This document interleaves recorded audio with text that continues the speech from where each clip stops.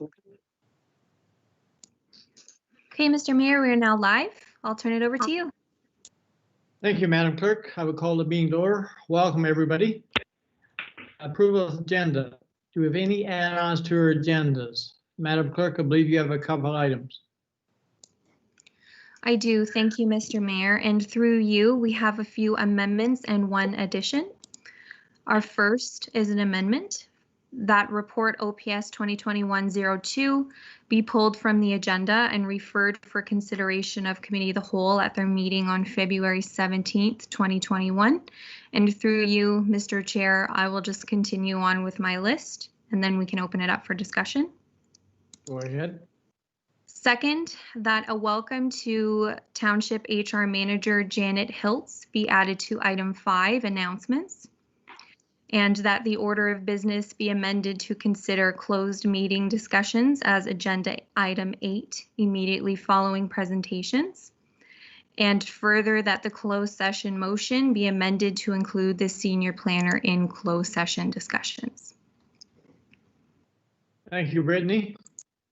Does any council member have anything they want to add to the agenda? Seeing none.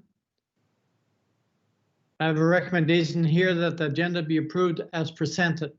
Do I someone to move to put on the floor, please? Moved by Councillor Colburn, second by Councillor Thompson. If there's no discussion on the motion, Madam Clerk, you take the vote, please. Thank you, Mr. Chair. When I call your name, please indicate whether you are for or against the motion as presented. Councillor Carol Barfoot. For. Councillor Kathy Moore Coburn. For. Councillor Paul Sutherland. For. Councillor Ryan Thompson. For. Councillor Grant Pringle. For. Deputy Mayor Sue Carlton. For. And Mayor Dwight Burley. For. Thank you, and that carries. Madam Clerk, I'm getting an awful feedback from someone's mic there. I think it's gone now.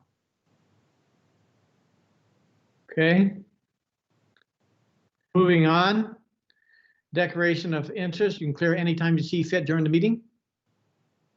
Minutes of the previous minutes. I have a recommendation here that the minutes of the council meeting held on December 16th, 2020 be adopted. Someone to move to put on the floor, please.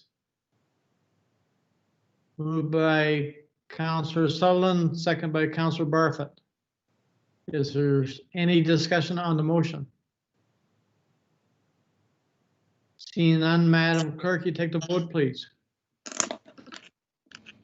Okay, when I call your name, please indicate whether you are for or against the motion as presented. Councillor Carol Barfoot. For. Councillor Kathy Moore Coburn. For. Councillor Paul Sutherland. For. Councillor Ryan Thompson. For. Councillor Grant Pringle. For. Deputy Mayor Sue Carlton. For. And Mayor Dwight Burley. For. Thank you, and that carries. Thank you. Moving off our agendas, we're down to announcements, and I understand that we have a new employee in the township. Madam Clerk, do you want to introduce our new HR manager? Actually, I will be doing that, Dwight. Oh, sorry, Crystal, I was not aware you were there. I heard your kids. They're around here somewhere. Okay, so I'd just like to welcome Janet Hiltz to the Georgian Bluffs team. She will be taking over for me in the next few weeks before I go on maternity leave for the year. We will be doing training virtually, so we'll try and see how that goes. And then Janet is a resident of Georgian Bluffs and has worked in HR with CMHA, so Community Mental Health Association, and the Health Unit, both locally. So Janet, if there's anything you'd like to say, the floor is yours.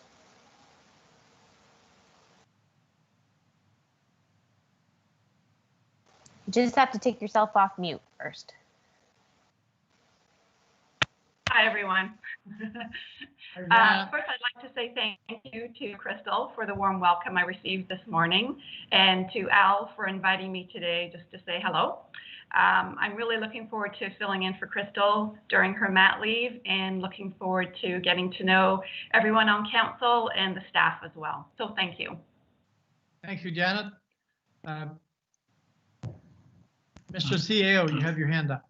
Yes, I do. Mr. Mayor, I just wanted to take the opportunity to welcome Janet. Very much looking forward to working with her during the maternity leave.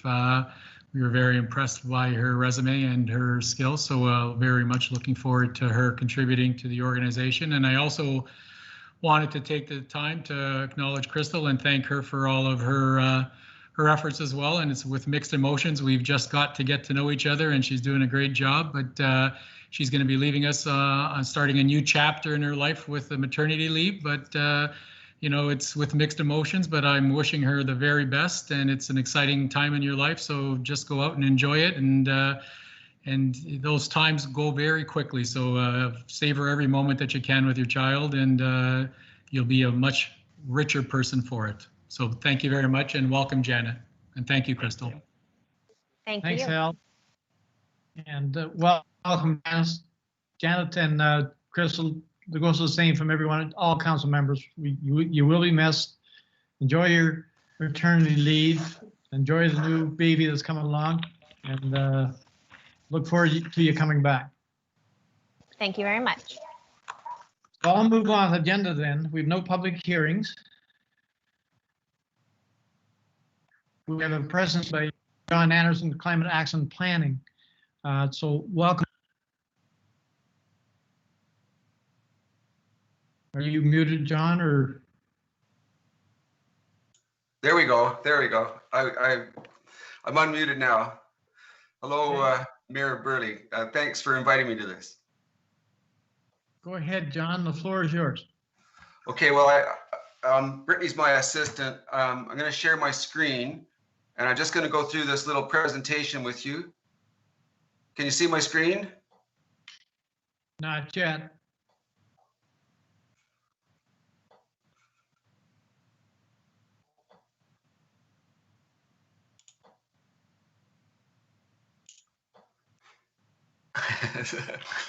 We'll get there.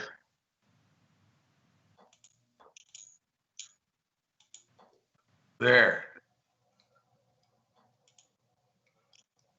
There we go. We can see it now. Okay. Okay. Took a couple of clicks. All right. Well, I'll just go through this, and then if there's any questions, we can have those later. This is climate action planning, and I start by saying, well, I can introduce myself. I'm John Anderson. I'm a retired scientist. My wife and I moved to the area back in 2009. We retired from our careers in St. John's, Newfoundland. I'm a marine scientist, but we came back for family, and we came back because we grew up in Ontario. I grew up in London, finished my high school in Mississauga. So that's oh, and I'm also a member of our Climate Action Committee, along with the recently formed other people. Climate action planning. These days, you don't really have to understand the science behind climate change to know that we need climate action planning, because the impacts are here and they're now. All you really have to do is talk to someone in the insurance business and someone in the Insurance Bureau of Canada, and they'll show you and demonstrate that insurable costs due to extreme weather events have been going up exponentially, and they know, and we know, that is not a sustainable business model. And so the insurance business has, years ago, they developed, for example, the Center for Catastrophic Loss Reduction at Western University under Gordon McBean. And 4 years or 5 years ago, they established Intact Center on Climate Adaptation at University of Waterloo under Larry Feltmate. Just examples of how seriously the insurance industry is taking this. And as we go down this path of climate action planning, there's some words that you're going to hear, and I just want to introduce you to them. These are concepts that you're going to hear over and over again. And the first is that we have to build resilience. We have to build more resilient communities. And we ourselves as people and as a society, we must become more resilient. We also have to move towards sustainability, sustainable lifestyles, development that is sustainable into the future. And to get there, we're going to have to undergo a transformation. Our society and our cities and our towns and our agriculture of the future, it's going to look different than it has in the past. And so those are some of the terms that you're going to hear. And just very briefly, resilience. There's the formal definition. I think you can all read it. It's the capacity of a system to absorb a disturbance. It basically is the bend or break syndrome. We get a smack, we get a hit. How resilient are we to recover from that? In my film, I also co-produced a film, The Resilience, Transforming Our Community. I don't know if you've seen it, but we used this cartoon. And this fella here on the top, he's got relatively a high quality of life. You know, there's some bumps in his roads, as there are for all of us. But then along comes this shock, knocks his quality of life down, but this person's resilient, and back he comes and rebuilds himself. This fella here in the bottom, his quality of life is lower. He's got some bumps in his road. When he gets a shock, he doesn't come back up. He's vulnerable. So that's sort of the concept of building resilience, to be able to absorb these shocks and impacts and keep moving on. Sustainable living, its definition is causing little or no damage to the environment and therefore able to continue for a long time.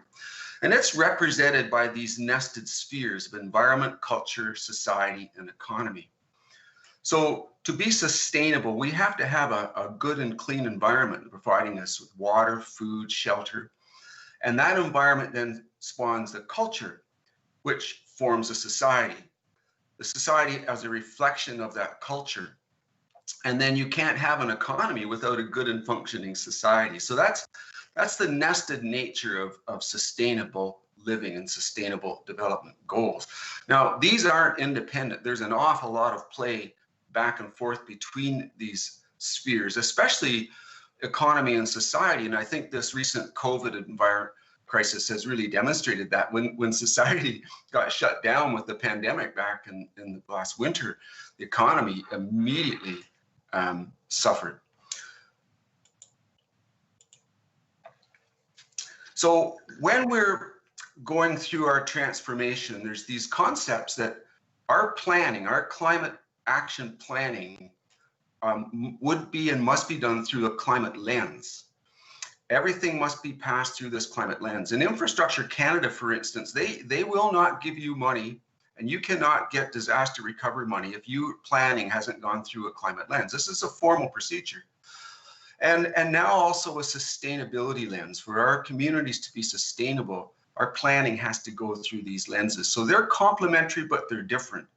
And the end goal, and you're seeing this increasingly in official plans that are being amended, we're going to form complete communities. These are communities where we value the well-being of people, and we use measures of well-being that go beyond just gross domestic product. Mr. Anderson, yeah. Apologies, but can I interrupt you for just 1 second? Yeah. We can only see a partial view of your screen. So half of your presentation has been cut off for us, and I don't want your presentation to not have its full effect. Well, help me, Brittany. So if you would just hit slideshow and begin show, maybe, or from current slide, that may help us. From current slide, okay. No. Is that any better? That is no better, no. Okay, something's gone wrong here. Because when I gave you this talk before, I think you saw the whole thing. We did, yes. So okay. If you would prefer so, I can share my screen, and then you can just indicate when you would like to move to the next slide. Okay, you have this talk, do you? I do, yes. Okay, let's try that. Okay, so if you would please stop sharing your screen, I will then share mine. Okay, just a second. Stop sharing. Okay, I stopped.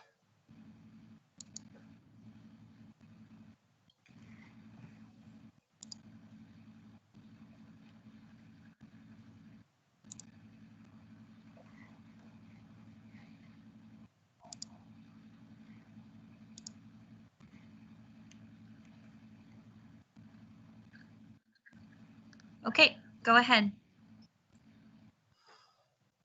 Okay, so I was just finishing this slide, and we can go on to the next one then. So there's no animation in this, is there? There is not. Okay, well, that's all right. So here are definitions for mitigation and adaptation. So we'll start with mitigation. These are actions that reduce greenhouse gas emissions to net zero, beginning now and in the future. We've lost 30 years of time, and so these emission reductions must happen now. And our target, of course, is net zero by 2050. That's only 30 years away. Adaptation, well, there are actions that build resilience to climate change impacts now and in the future. And as I mentioned, as I introduced this talk, the impacts are here and they're now, and they're clearly reflected in things like insurance claims for weather disasters. Okay, try the next one, Brittany. Okay, well, I'm going to digress here a bit. I've lost my animation and I've lost my pointer. So I hope this isn't too complicated for you, but I am a scientist and I do love graphs. In fact, graphs to me are pictures. And what you're seeing here is the average temperature for the Owen Sound area, the Southern Bruce Peninsula area, from 1880 to 2020. That's 140 years of data. And each one of those little triangles represents the average for a year. So we measure the temperature every hour of every day of every week throughout the year. I take all those data and I just average them down to one number. That heavy black line you see tracing through the figure is what we call a low pass filter. And it's designed to take out that high year-to-year variability and show you the trends. And therein lies the story. And this story begins back in 1880. Now, I'd like to put things in perspective. I'm 70 years old, and back in the 1880s, that decade, my great-grandparents were having all their babies, because all my grandparents on both sides of my family were born during that decade. And you can see it was really cold back then. There were 6 very cold years where the average temperature here in Owen Sound didn't even get up to 5 degrees centigrade. That black line shows you that we recovered from that fairly quickly, and we went up to a relatively warm climate in the first decade of the 1900s. And then this was followed by a slow and gradual decline to minimum temperatures in the 1920s. And then the cycle pretty much repeats itself, a relatively fast increase in temperature into the 1950s, and then a slow decline into the 1970s up to 1980. And you'll see when you look at that black line that the highs and lows of those cycles are pretty much the same. So our climate was getting warmer and colder during that time, but there was no systematic change in our climate for a period of over 100 years. And now since the 1970s, we've been steadily warming, and that steady warming we're having is now covers a 50-year period. So while these previous cycles of high to low were about 45 to 50 years, you can see we're now getting warmer. And then I put this into some numbers for you to try and give you a perspective on what they mean. When I take all the data for the last 140 years, the average temperature is 6.6. So that represents Owen Sound or Southern Bruce Peninsula for the last 140 years. And when I calculate the normals, a climate normal, when you hear on the radio or you see in your weather app that we're going to be, say, warmer than normal today, what they're referring to is an average of the 30 years from the 3 decades before the one that we're in. And so every 10 years, these 30-year periods shift forward, and it lets me calculate a whole series of normals during that last 140 years. And that's what the blue bar represents. And so the coldest average normal temperature for our area was 6.2, and the warmest average temperature was 7 degrees 0. And the coldest occurred in that first 30-year period, and the warmest, 7 degrees, occurred in the last 30-year period, which went from 1981 up to 2010. Now, just a few weeks ago, January 1st, we flipped forward. And so the whole climate normals have flipped forward now 10 years. So we're now going from 1991 to 2020, and our new normal is 7.4 degrees. So those numbers give you a sense of, yes, we're getting warmer, and this is one of the indications of climate change. So let's go to the next one now, Brittany. So these are the same data, I've just changed the scales. So the temperature axis on the left now goes up to 14 degrees, and my year axis goes out to the end of the century, to 2100. And then add some more now, Brittany. Now these lines represent the models of how our temperature is going to change here as we go forward over the next 80 years.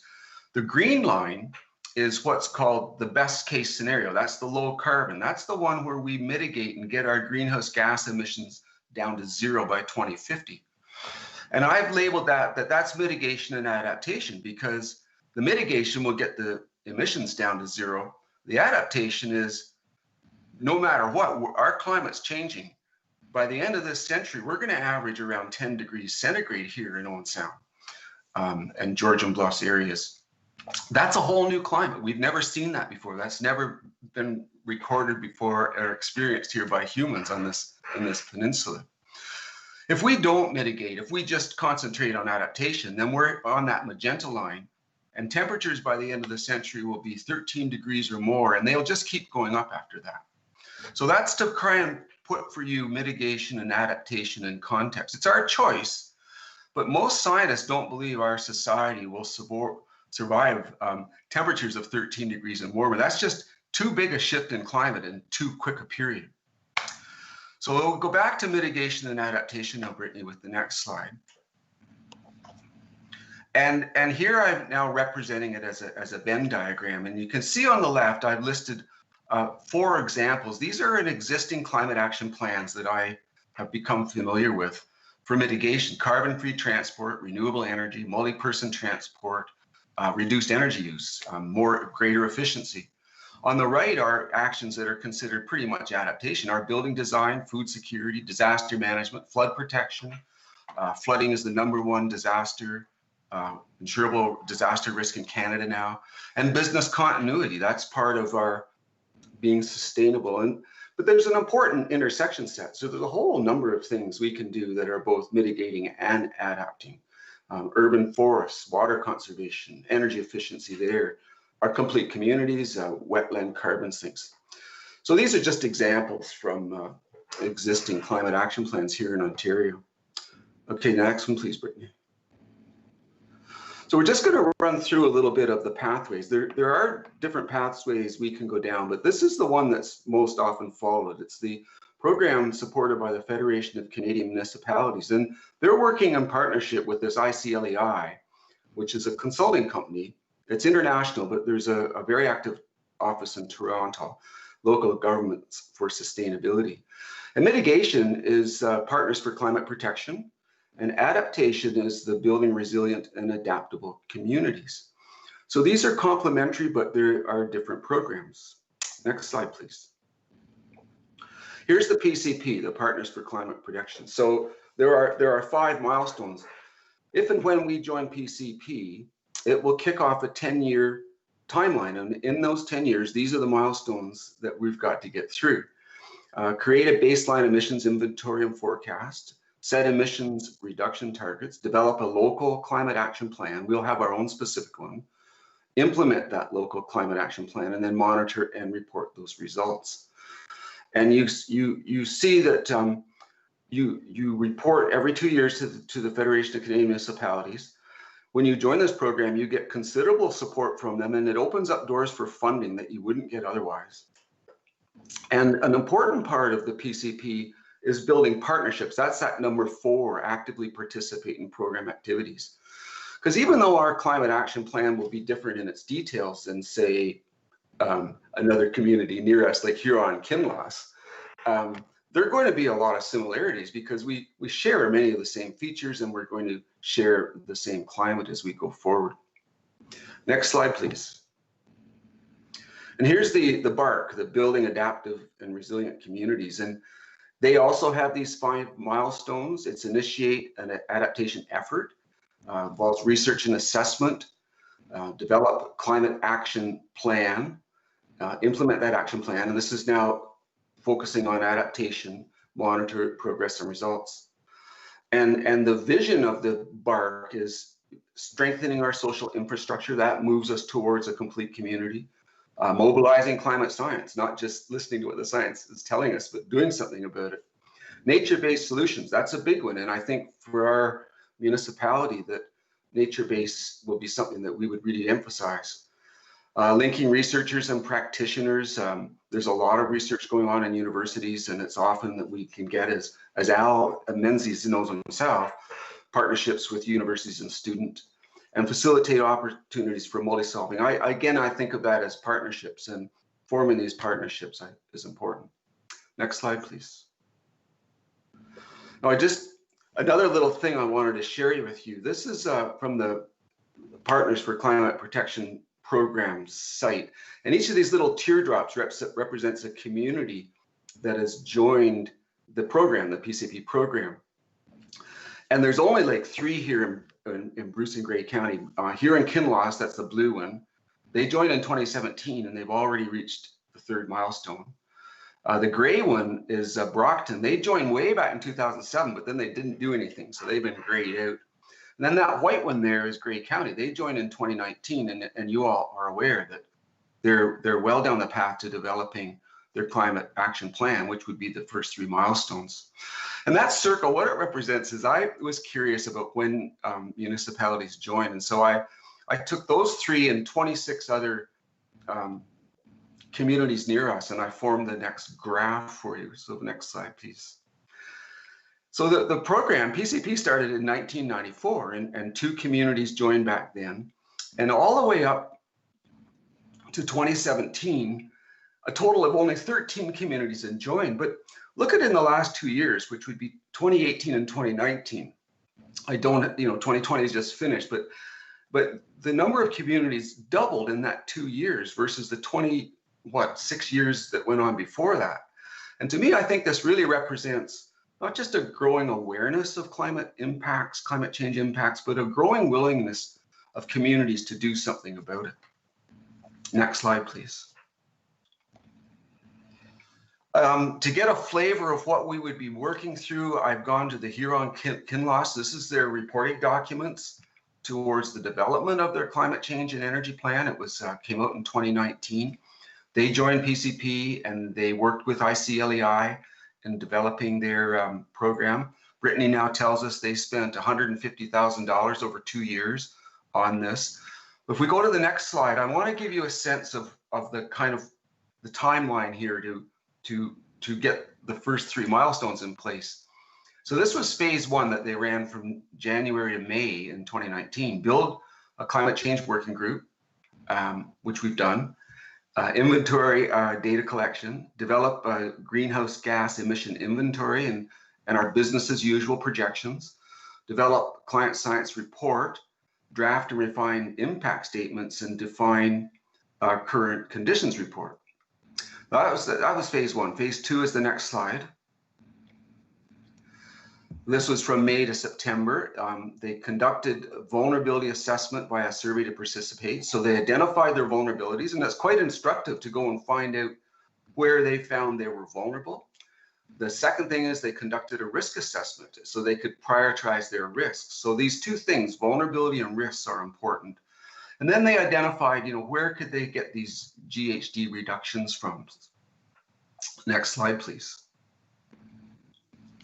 Now, this was phase 3. It was supposed to run from 2019 into the spring of 2021, but I think this whole COVID thing has delayed this process. So we might see it sometime this year, but I'm not sure when. And here are the tasks in phase 3. Develop a vision and goals, setting themes and objectives, conduct best practice review, develop and refine an action long list, quantify emission reductions, identify metrics for monitoring review, develop implementation schedules, and then finally write, edit, and finalize that plan. So you can see there's a lot of work involved. Next slide, please. The good news is there's a lot of information out there that can help us. And if we have the staff resources, we don't have to invent anything new. We just have to follow the guides and guidelines that are available for us. And these are just some examples. I'm showing the Intact Center on Climate Adaptation. I know Larry Feltmate. He was in our film. I had him up in 2019. He was our lead-in lecturer for a 6-part series I helped organize and run with the BALL lecture series, the Blue Water Association of Lifelong Learning. And here are 4 guides they've got out. And 3 of them are specifically with respect to flooding. That's what they've been focusing on. And one of these guides, the Head of the Storm, concentrates on the commercial real estate. The Weathering the Storm concentrates more on communities and individual residents. Factoring climate risk into financial evaluation. They'll explain to you the money that we're going to save by adapting to flood risks now. Next slide, please. And here's just a smattering of guides available from well, the PCP program and ICLEI. This is I think from their website. But one of the important things here is the upper right panel, which is the PCP tool. We join PCP, that program, then we and your staff will get access to this tool. And this is help them go about the process of identifying GHG emissions, what they are, and looking at reductions and targets and so on. But there's all sorts of other guides. This having the climate conversation, the strategy for local governments, getting our citizens to understand what we're doing and why is important. And so on the money, financing tools for local climate action. So those are a smattering of guides for the mitigation. The next slide will show you some adaptation guides. Next slide, please. And this is from ICLEI, although it's in partnership with PCP. And again, you see this BARC online tool. You get access to an online tool. Now, it does cost some money to join this program, but we can talk about that later. And over here, a guide and workbook for municipal climate action. So adaptation, rather. So, I mean, this guide is there. This information is there. I'm just showing you 3 sources here. I could show you many more. The United Nations has a pocket guidebook on how to build resilience. But it's going to be a matter of having the time, having the staff, and being able to dedicate ourselves to it, because this is not a trivial task, is building this climate action plan and then implementing it. Building the plan is not so difficult. It's the implementing part. I think that's it. Next slide, please. I think that's it. Yeah, okay. So there's my introduction. I don't know how long I took. Sorry if it was too long, but if you have any questions, I'd be glad to try and answer them. Thank you, John, for a great presentation. A lot of information there. I'll turn it over to Council first if you have any questions, and then I'll have one after. Council, have any questions?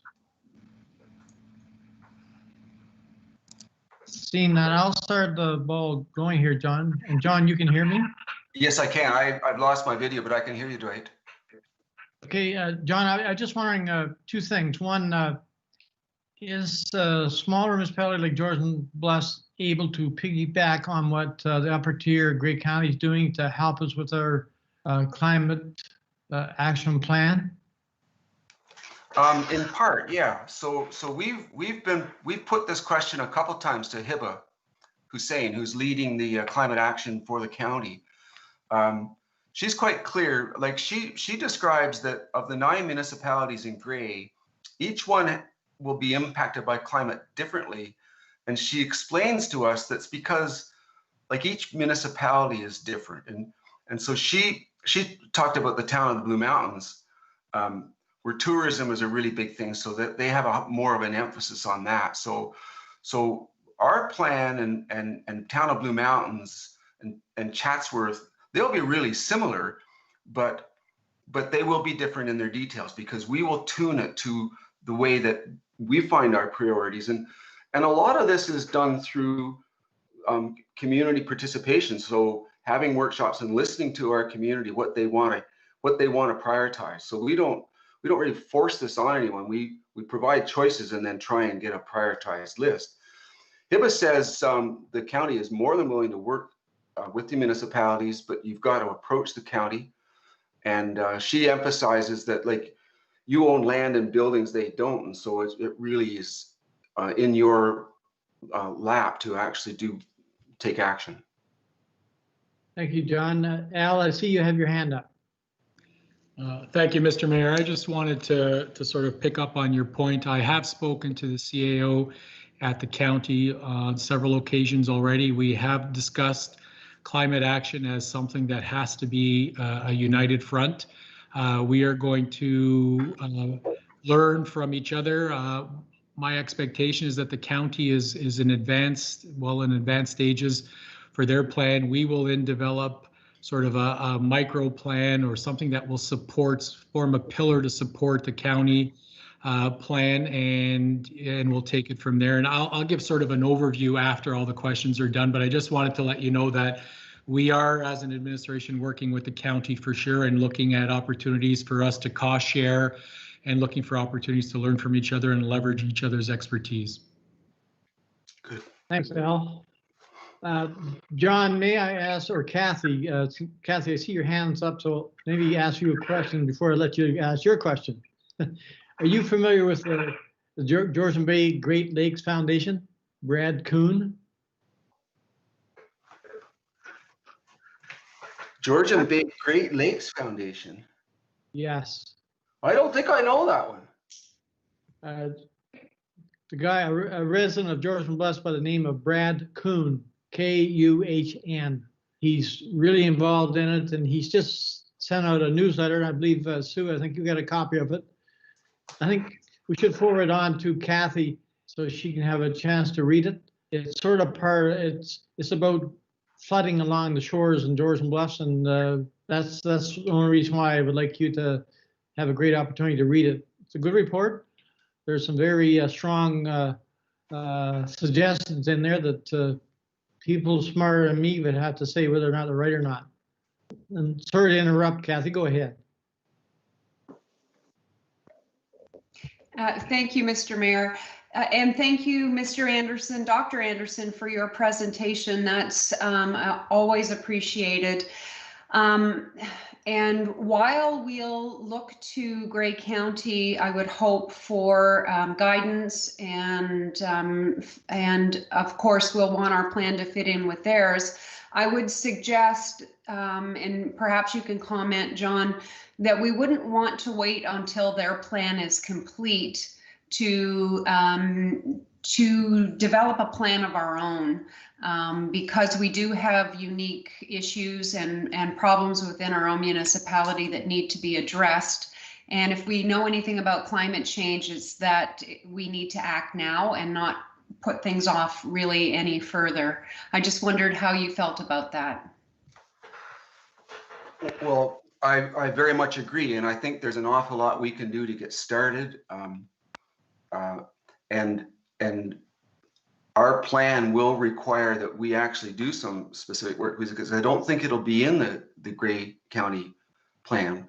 So, for example, like we heard Zach give us a presentation about the emissions from the buildings and the facilities, but like when you look at like another community like Huron-Kinloss, you find it only accounts for about 30% of their emissions. Around 60% is in transportation. And, you know, that's our fleet and our transportation. That's not something Grey County is going to do. So, you know, there are things that we specifically will be looking at that Grey won't. Grey has a much bigger emphasis on agriculture and on natural habitats and things like that, because that seems to be in more of their mandate. I've just gone through their official plan and I've looked at, you know, the kind of things they're emphasizing, and that came out when I did that. Thank you, John. Deputy Mayor Carlton, your hand is up. Thank you, Mr. Mayor, and thank you, John, for your presentation. I just wanted to comment, Mr. Mayor, on the article that was emailed to both you and I this afternoon. I am going to forward that along to Kathy and the rest of the committee because it is good information. I haven't finished reading it. I just started skimming it, but it will be forwarded to everybody. Thank you for doing that, Deputy Mayor. Yeah, I thought it was a very good article, and when we're talking about climate change, it's certainly something we need to look at. Mr. Mendez, you had your hand up, or yes, go ahead, Yes. Al. I just wanted to conclude. I wanted to thank Dr. Anderson. Great overview, great presentation. I mean, I love the passion. I love the fact that you're engaged in the topic. I think Georgian Bluffs is fortunate to have someone of your expertise, living locally and having a passion for this. I mean, from my perspective, climate change is something that, you know, there's clearly a cost to the municipality if we do nothing, and there's going to be clearly a cost for us to do something. And I think we want to be on the side of spending some money to try to control our future versus just reacting to the effects of climate change and being powerless to change anything. So my commitment is that I will certainly work with the committee. My expectation is that, you know, we're going to define a plan. We're going to present it to council. We'll quantify the costs. We'll prioritize it accordingly for council's consideration, and we'll bring it together with a gamut of a bunch of options for council's consideration. I mean, I see this a bigger picture, not only for climate change, but really to help define Georgian Bluffs, put us on the map when it comes to climate change, really help us develop a plan and a brand that people will know us for doing something, being part of a collective that is taking a sincere interest in what's happening in our planet and our local environment as well. So from my perspective, it's economic development opportunities, it's working with our farmers, it's working with potential alternative energy sources, producers. It's all of those things combined that I think we need to look at as part of our action plan. I can tell you that from my previous life at another municipality, part of what we did was we took it seriously. We developed an energy master plan as well.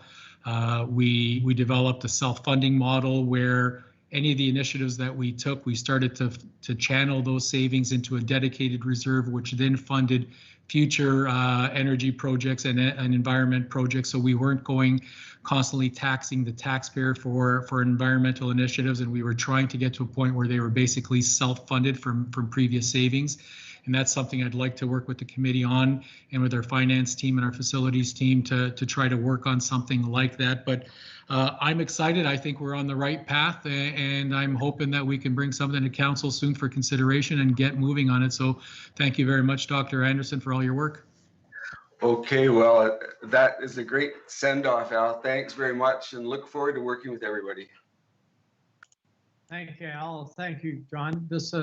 I'll open the floor up to council one last time. Are there any other questions of John? See none. John, it's a pleasure having some of your skills living in our municipality, and we look forward to using them as much as we possibly can. So if there's no other questions, thank you, John, and we'll move forward with our agenda. Madam Clerk, I believe I covered all your items you added, except for the next one. We were going to go in camera at this time. That is correct, yes. So if you could read the motion at this point, please, with the addition of the senior planner. Thank you. I have a recommendation here that the Council of the Township of Georgian Bluffs move into closed session at 6:45. No, 5:45 would be better.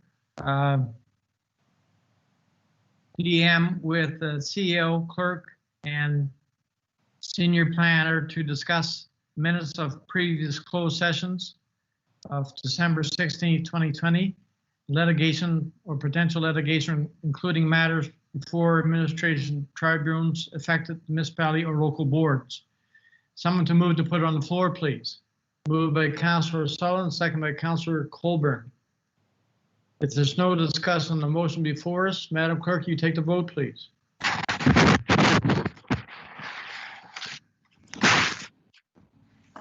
Thank you, Mr. Mayor. And when I call your name, please indicate whether you are for or against the motion as presented. Councillor Carol Barfoot, For. Councillor Kathy Moore-Coburn, For. Councillor Paul Sutherland, For. Councillor Ryan Thompson, For. Councillor Grant Pringle, For. Deputy Mayor Sue Carlton, Or, and Mayor Dwight Burley. Or. Thank you, and that carries. Now, if everyone could please leave the open session and join the closed session.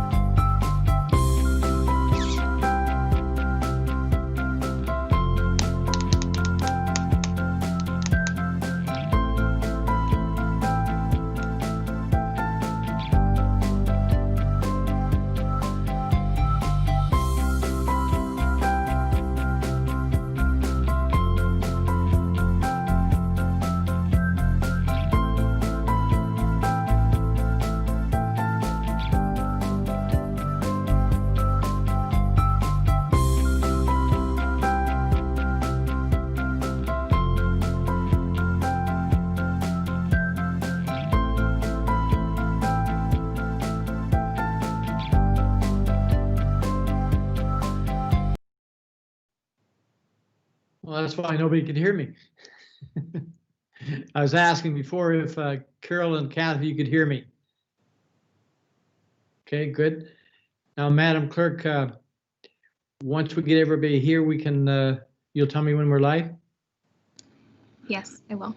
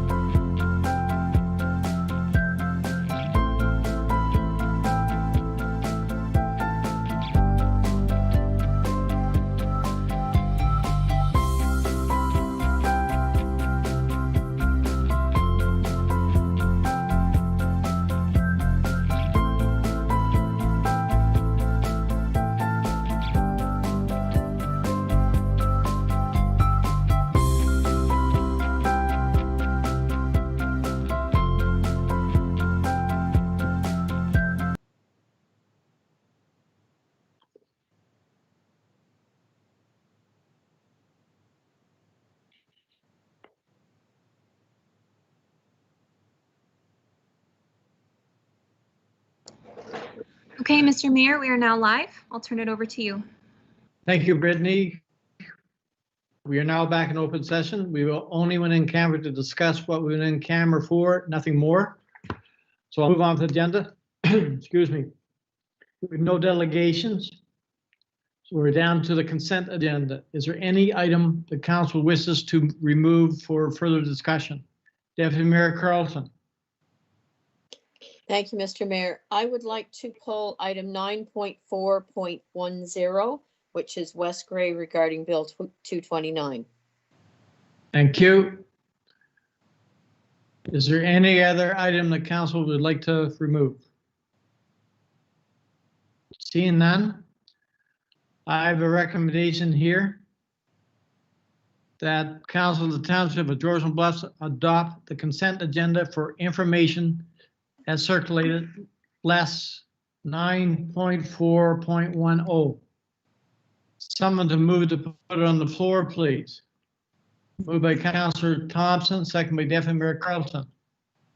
Is there any discussion on the motion before us? Madam Clerk, would you take the vote, please? Thank you, Mr. Mayor. When I call your name, please indicate whether you are for or against the motion as presented. Councillor Carol Barfoot.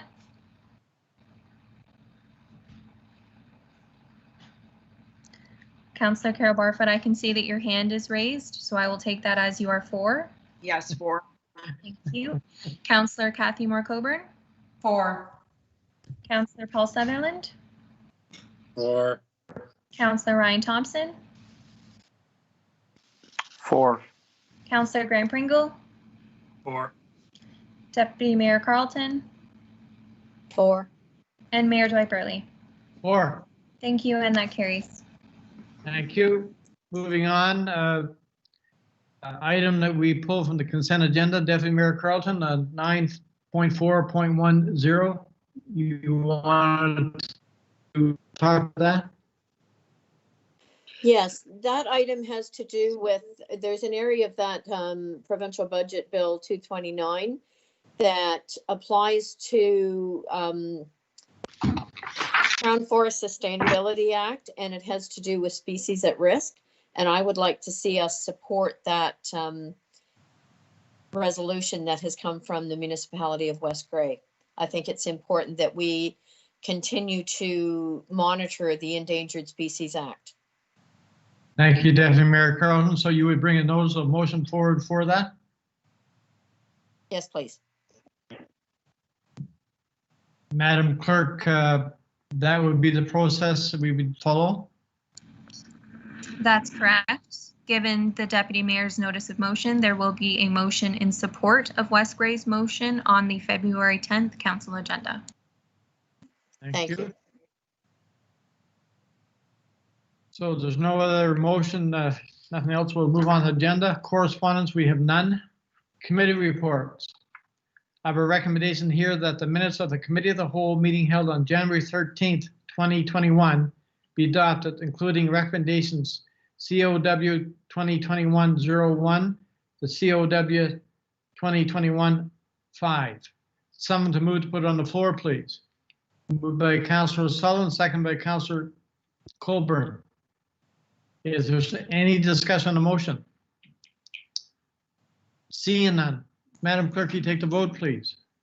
Okay, when I call your name, please indicate whether you are for or against the motion as presented. Councillor Carol Barfoot. For. Councillor Kathy Moore Coburn. For. Councillor Paul Sutherland. Four. Councillor Ryan Thompson. Four. Councillor Grant Pringle. Four. Deputy Mayor Sue Carlton. 4. And Mayor Dwight Burley. 4. Thank you, and that carries. Thank you. We are down to staff reports now. I have a recommendation here that bylaw 2021-01 authorize a lease agreement with Lynn Elizabeth Prentice for office space rental at the Wharton Keppel International Airport be approved. Someone to move to put it on the floor, please. Moved by Deputy Mayor Carlton, second by Councillor Pringle. Madam Clerk, is there any staff member want to speak to this, or? We have our Treasurer, Director of Finance, Cassandra Rocca, on the line to answer any questions council may have. Hi, Cassie. If there's no question on the motion before us, Madam Clerk, you take the vote, please. Okay, when I call your name, please indicate whether you are for or against adoption of the motion. Councillor Carol Barfoot. For. Councillor Kathy Moore Coburn. For. Councillor Paul Sutherland. Four. Councillor Ryan Thompson. Four. Councillor Grant Pringle. Four. Deputy Mayor Sue Carlton. 4. And Mayor Dwight Burley. 4. Thank you, and that carries. Thank you. Our next recommendation is that by the bylaw 2021-04 to authorize a lease agreement with Lisa Hurst for office space rental at the Wharton Keppel International Airport be approved. Someone to move to put it on the floor, please. Moved by Councillor Thompson, second by Councillor Colburn. Is there any discussion on the motion before us? Councillor Colburn. Thank you, Mr. Mayor. I'm just wondering if we should be looking at extensions of a year. This one, I'm trying to find in the report where that takes us to. I note that the last lease extension was just for 6 months. So given what's happening with our airport right now and discussions that are currently underway, I'm just wondering, is it wise to grant year-long extensions at this point in time? Cassie, go ahead. Thank you, Mr. Mayor. Councillor Coburn, all of our lease agreements do have a termination clause, so we are able to terminate them with notice. So to enter into a year-long agreement, we still do have the ability to end sooner if needed. Okay. If there's no other discussion on this motion before us, Madam Clerk, you take the vote, please. Okay, when I call your name, please indicate whether you are for or against the motion. Councillor Carol Barfoot, For. Councillor Kathy Moore Coburn, For. Councillor Paul Sutherland, 4. Councillor Ryan Thompson, 4. Councillor Graham Pringle, 4. Deputy Mayor Sue Carlton, 4. and Mayor Dwight Burley. 4. Thank you, and that carries. Thank you. We're down to our next recommendation from the Stephen Auto Wrecker, and I believe this motion is going to be pulled. So do I need a motion to move or to pull it? Mr. Mayor, if you could please read the motion, we will then have a motion to defer said motion. Thank you. The recommendation is that the Stevens Auto Wrecker is hereby granted a license to continue operations throughout 2021, expiring on December 31st, 2021, and that Stevens Auto Wrecker is hereby recognized as a legal non-conforming use limited to the capacity, area, land use, and intensity that it exists on the date which it is deemed to be legally non-conforming, and that any future amendments to the capacity, area, land use, and intensity or expansion of the existing use shall require consideration and council approval council. And the staff are hereby directed to draft a business license program amalgamating existing license programs for future consideration of council. Do I have someone to move to put it on the floor? Moved by Councillor Sutherland, second by Councillor Pringle. Now, Madam Clerk, I'm at lost here. Do we ask, have this deferred now or vote on? Councillor Sutherland? I'd like to make a motion to defer this motion. Okay. Thank you, Councillor Sutherland. Moved by Councillor Sutherland, second by Councillor Thompson, that we defer this motion. All in favor?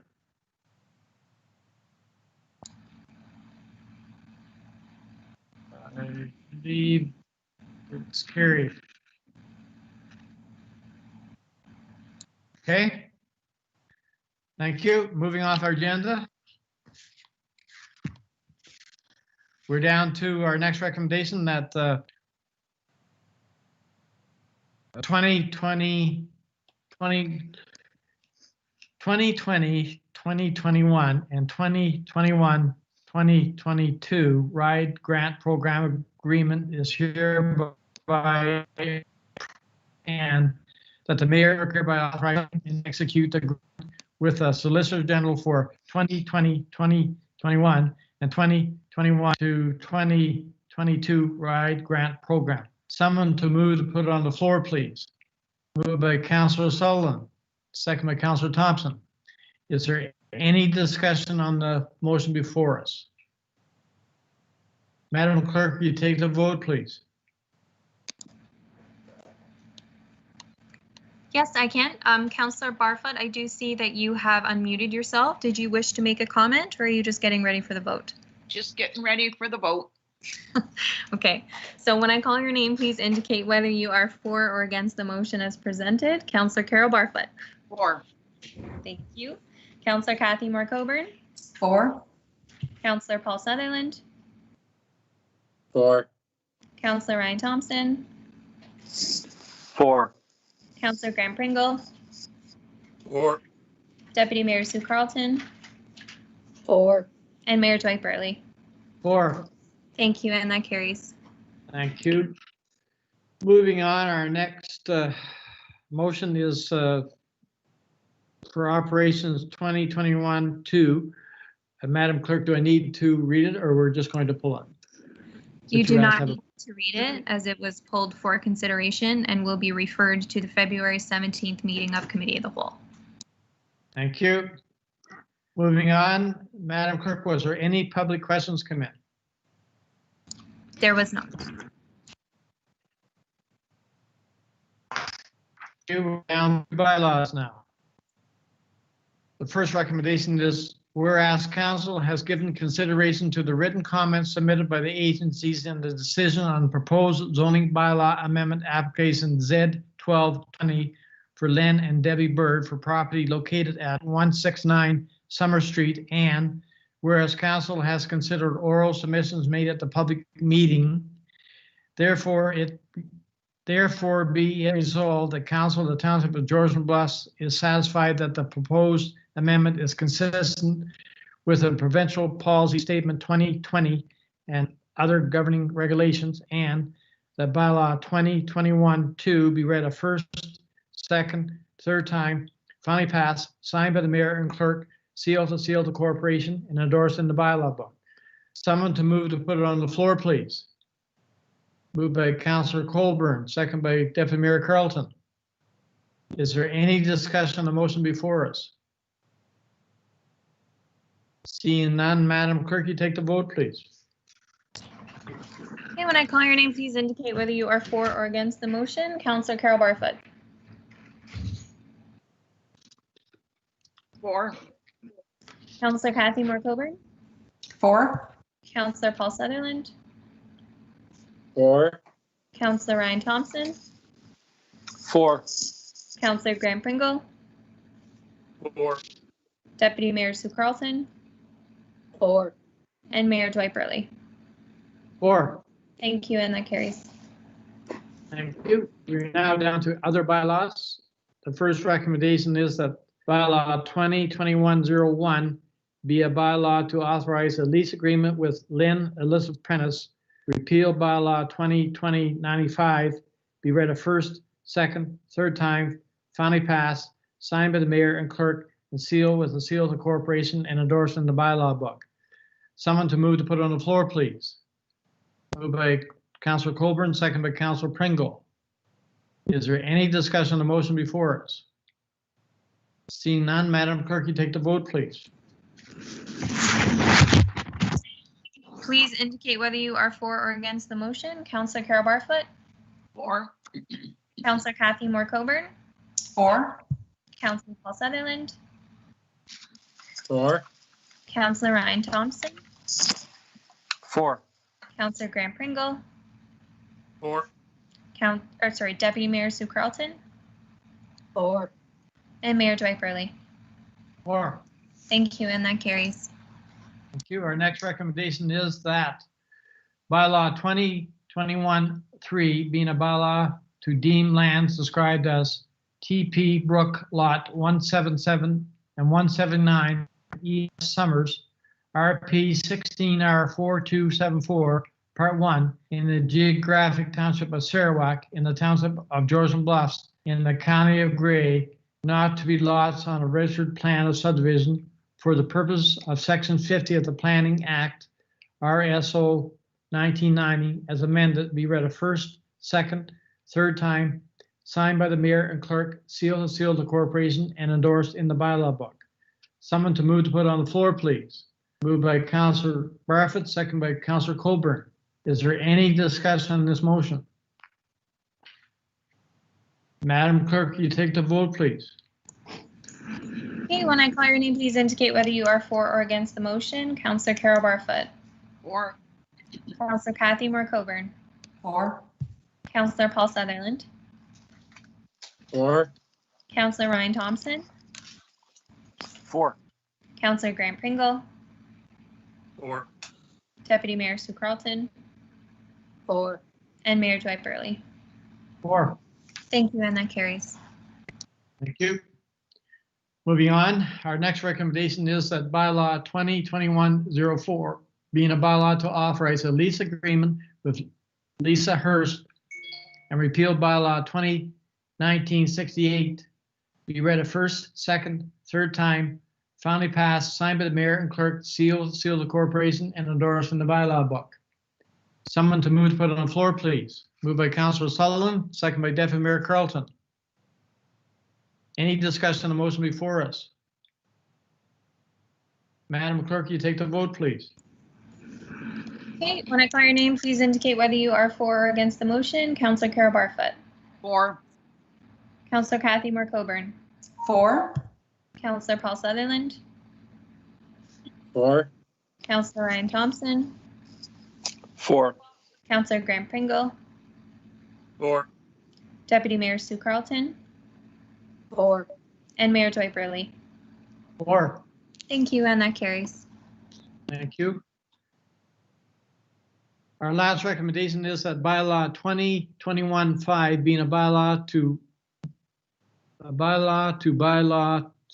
to authorize an agreement with Majesty the Queen in Right of Ontario as represented by the Solicitor General for authorization of 2021 and from 2021 to 2022 RIDE grant funding be read a first, second, third time, finally passed, signed by the mayor, clerk, sealed to seal of the corporation, and endorsed in the bylaw book. Someone to move to put it on the floor, please. Moved by Councillor Sullivan, second by Councillor Colburn. Is there any discussion on this motion? Seeing none, Madam Clerk, you take the vote, please. Okay, please indicate your vote either for or against when I call your name. Councillor Carol Barfoot. For. Councillor Kathy Moore Coburn. For. Councillor Paul Sutherland. For. Councillor Ryan Thompson. For. Councillor Grant Pringle. For. Deputy Mayor Sue Carlton. For. And Mayor Dwight Burley. 4. Thank you, and that carries. Thank you. Moving on to our agenda, we're down to unfinished business. I believe we do not have any. We have no new business. We have one notice of motion, which we'll bring back to the February meeting. And if we have no other business here tonight, I have a confirming bylaw. The bylaw 2021-6 being a bylaw to confirm the proceedings of council on January 20th, 2021 be read a first, second, third time, finally passed, signed by the mayor and clerk, sealed to seal the corporation, and endorsed in the bylaw book. Someone to move to put it on the floor, please. Moved by Councillor Colburn, second by Councillor Thompson. Is there any discussion on the motion before us? Seeing none, Madam Clerk, you take the vote, please. Okay, when I call your name, please indicate whether you are for or against the motion as presented. Councillor Carol Barfoot. For. Councillor Kathy Moore Coburn. For.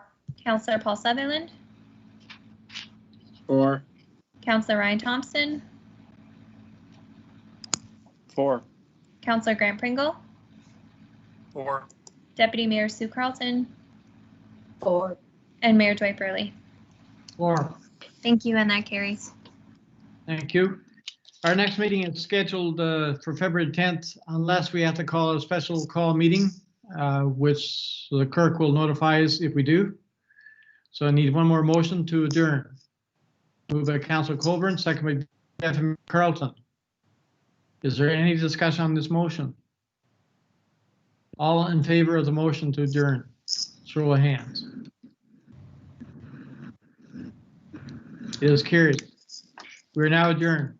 Thank you, everybody. Thank you, everyone. Have a good night.